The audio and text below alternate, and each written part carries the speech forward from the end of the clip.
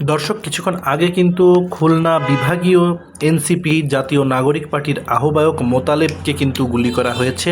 আপনারা দেখেছেন, কিন্তু মোতালেবকে যেখানে গুলি করা হয় সেখানে কিন্তু প্রচুর পরিমাণ মাদক সেবনের আলামত পাওয়া যায়।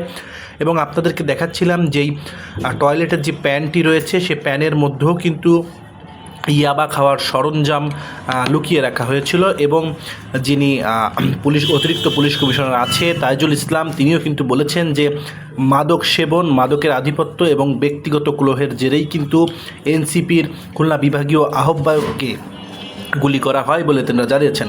আপনাদেরকে দেখানোর চেষ্টা করছিলাম কি যে ঘটনাস্থলে আসলে মোতালেবকে গুলি করা হয় সেখানে কিন্তু প্রচুর পরিমাণ ইয়াবা সেবনের সরঞ্জামও পাওয়া যায়। এবং আপনাদেরকে সেখান থেকেই কিন্তু পেছনের ঘটনার সত্য ঘটনাটিকে তুলে দেখানোর চেষ্টা করছিলাম। আপনারা দেখতে পাচ্ছেন যে টয়লেটের যে প্যান আছে এর ভিতরে প্রচুর পরিমাণ ইয়াবা খাওয়ার সরঞ্জাম, এবং যে বিছানাটি রয়েছে যেখানে আসলে মোতালেবকে গুলি করা হয় সেখানেও কিন্তু প্রচুর পরিমাণ ইয়াবা সেবনের সরঞ্জাম আপনারা দেখতে পাচ্ছেন। এবং আইনশৃঙ্খলা বাহিনীও কিন্তু প্রাথমিকভাবে বলছে যে তারা কিন্তু জিজ্ঞাসাবাদে পেয়েছে যে বিভিন্ন সময় কিন্তু তারা এখানে এসে মাদক সেবন করতো বলে জানা যাচ্ছে।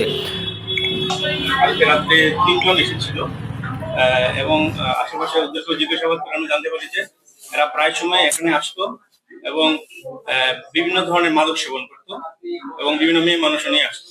এই ধরনের অপকর্ম ওরা জড়িত ছিল এবং আমাদের কাছে আপনার ভিতরে যে গুলি করেছে এটার ইয়ে রয়েছে, একটা কার্তুজি রয়েছে, পড়ে আছে। এবং যেটা আমাদের কাছে তথ্য যে ওদের ইন্টারনাল কন্ট্রোলের কারণেই এই ঘটনাটা ঘটেছে। এটা নির্বাচনকে বানচাল করা বা অন্য কোনো উদ্দেশ্য নিয়ে না, ওদের অন্তর্কন্ট্রোলের কারণে ঘটনা ঘটেছে। আচ্ছা, যে গুলিবিদ্ধ তার কি অবস্থায় এখন আছে? সে বর্তমানে আউট অফ ডেঞ্জার, অন্যান্য আলামত এখানে মাদকের বিভিন্ন আলামত আছে, আমি সেগুলো সব জানতে পারবো।